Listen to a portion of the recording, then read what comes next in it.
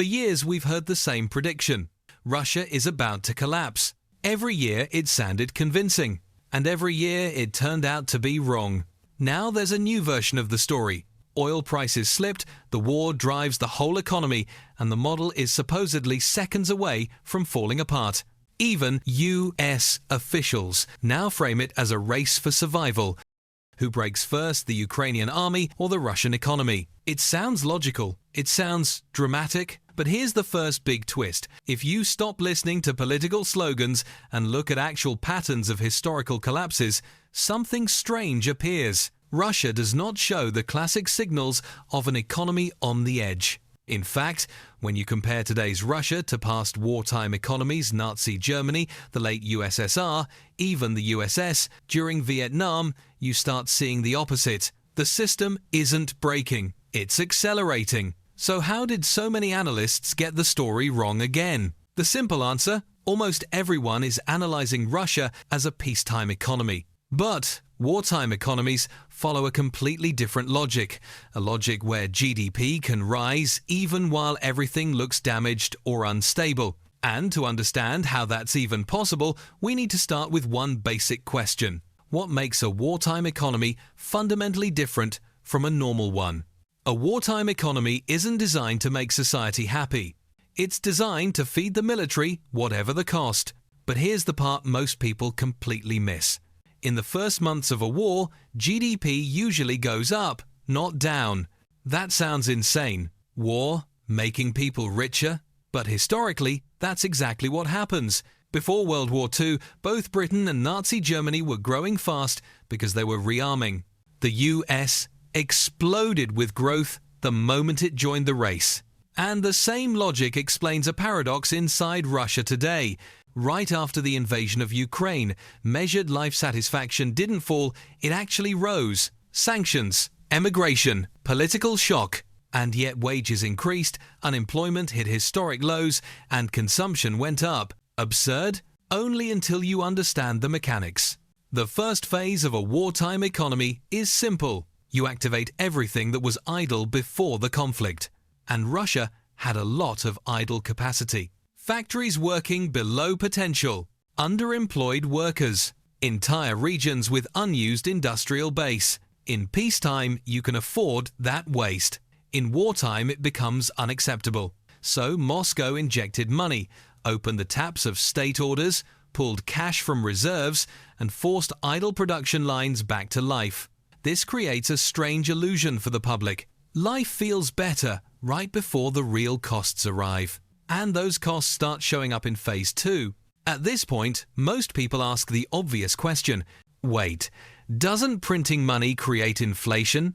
Yes, in a normal peacetime economy, but wartime logic flips this idea on its head. If the new money goes into producing new goods and services, inflation barely moves. Because you're not just increasing demand, you're increasing supply at the exact same time. Think of it this way.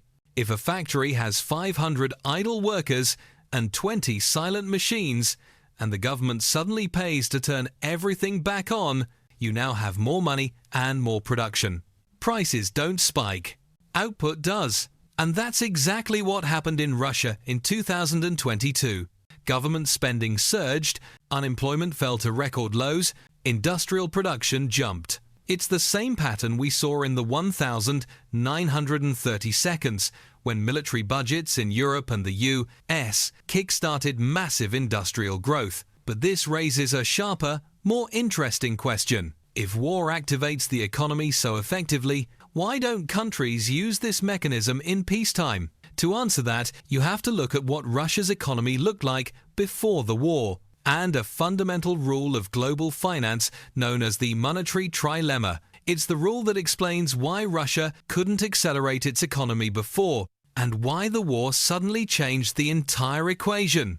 To understand why Russia couldn't speed up its economy before the war, you need one simple rule of global finance: the monetary trilemma. Think of it as a menu where you can choose only two things: free capital movement, an independent monetary policy, a fixed exchange rate. Pick any two, the third disappears. In the 2000s, Russia chose openness, Money could freely move across borders, and domestic stability was the priority. That meant the ruble had to float.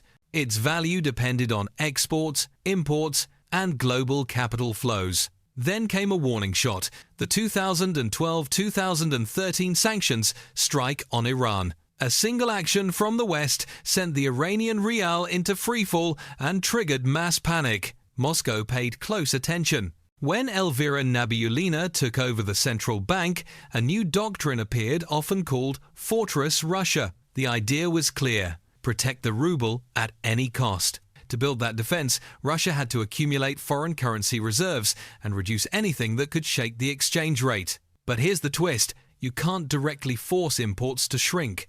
To reduce them, you must reduce the number of rubles available for people and businesses. That meant tight budgets, high interest rates, and underinvestment, not by accident, but by design. Russia was operating below its potential, not because it couldn't grow, but because its financial architecture made rapid growth too risky. And this is exactly why the war changed the logic completely. The Fortress Russia strategy worked until the moment everything collapsed at once. When the invasion began, the world discovered something shocking. The famous $300 billion of reserves weren't bars of gold sitting safely in a vault. Most of them were actually stored in Western financial institutions, easily frozen with a single bureaucratic click. And that's exactly what happened. In days, the ruble fell off a cliff. Money rushed out of the country like water smashing through a dam. For many analysts, this looked like the final moment, the collapse they had been predicting for years. But then something unexpected happened. Elvira Nabiullina made the only move capable of stopping the free fall. She shut down the free movement of capital. In one step, Russia disabled one leg of the global financial trilemma and switched into full crisis mode. Investors couldn't flee. Households couldn't take money abroad. Capital flows were locked inside the system. And suddenly, the ruble stabilized. Not because reserves saved it, but because rules did. This decision opened a door that had been closed for decades. Russia could now activate its economy at full throttle without triggering an immediate currency crash. It's the same tool used by almost every wartime state in the 20th century. From the USSR to wartime Germany, capital controls. And while the world focused on frozen reserves, the real story was different. The collapse everyone expected quietly failed to arrive. Capital controls weren't just a technical fix. They eliminated the main highway through which modern economies usually collapse: a sudden, massive flight of capital. This is what destroyed entire regions in the past. The panic in Southeast Asia in 1997, the meltdown in Greece in 2011, and the currency death spiral in Lebanon in 2019. When capital escapes, banks fail, currencies crash, and societies fracture. But when capital cannot leave, the entire mechanism breaks. People may want to move their savings abroad, but the system simply doesn't allow it. And from a macro perspective, that removes one of the four classic collapse paths entirely. So what's left? History shows wartime economies usually die in only three ways. 1.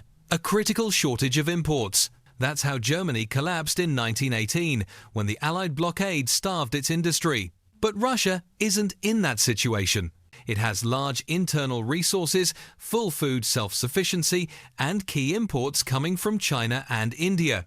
2. A collapse caused by internal debt. This destroyed the Soviet Union, burst Japan's bubble in the 1990 seconds, and triggered the 2008 crash in the United States. But Russia has extremely low public debt and very conservative household borrowing, a social explosion caused by a dramatic fall in living standards.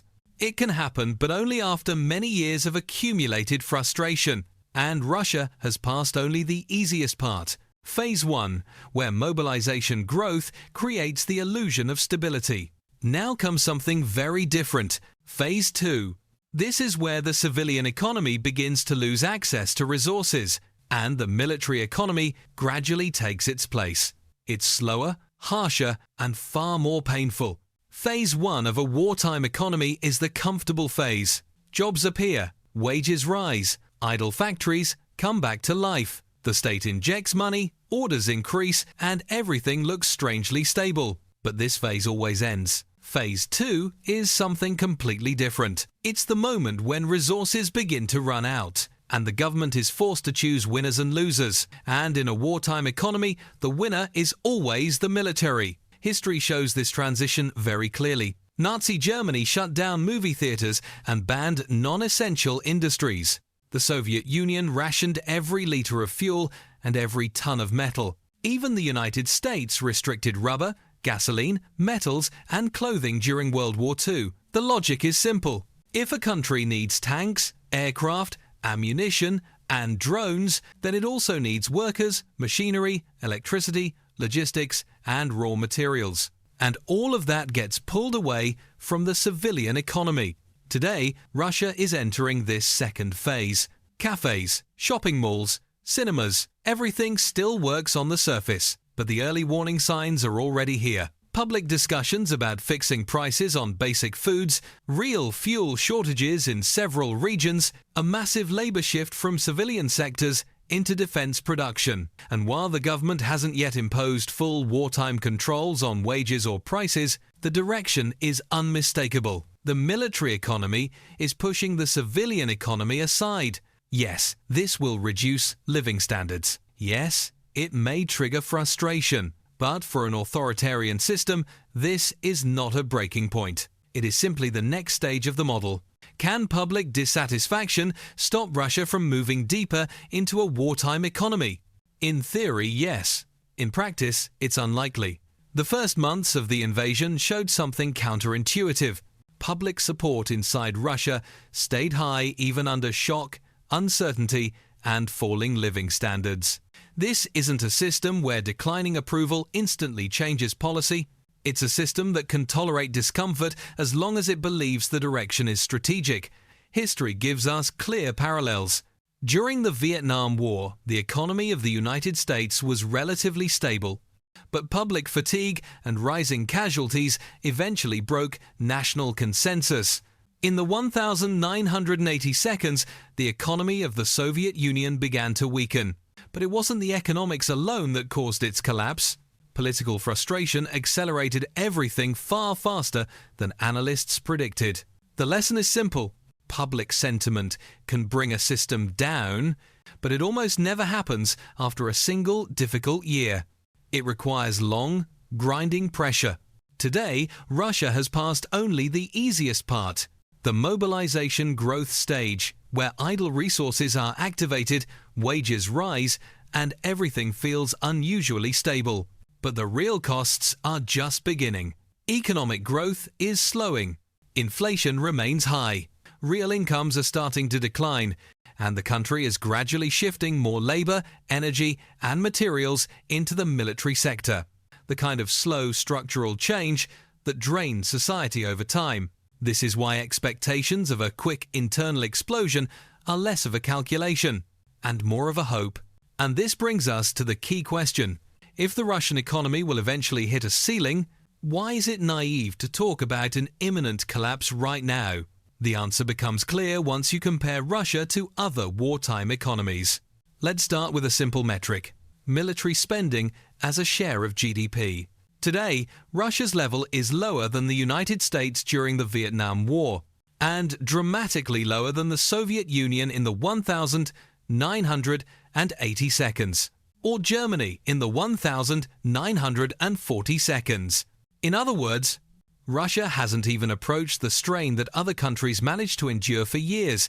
Yes, things will worsen over time, but the buffer is still large.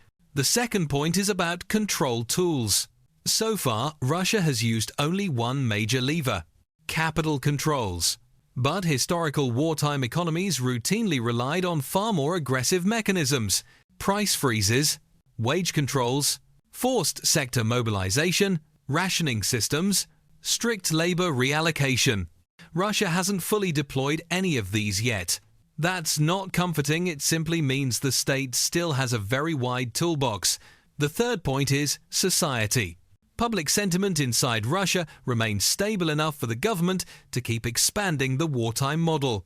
Authoritarian systems can withstand deeper recessions and harsher living standard declines than democracies usually can. Put all of this together and you get a strange but internally consistent picture. A collapse is theoretically possible, but in practice, Russia is nowhere near it yet. The system still has space, tools, and political tolerance to continue. It's important to be clear. This doesn't mean Russia has no problems. It does, and they are serious. A shrinking labor force, fuel disruptions in certain regions, strikes on oil refineries, and a growing reliance on imported technology through intermediaries. All of this is real, but problems are not the same thing as collapse. And the biggest misconception in much of the Western discussion is the assumption that Russia's economy will fall apart on its own. History tells a different story.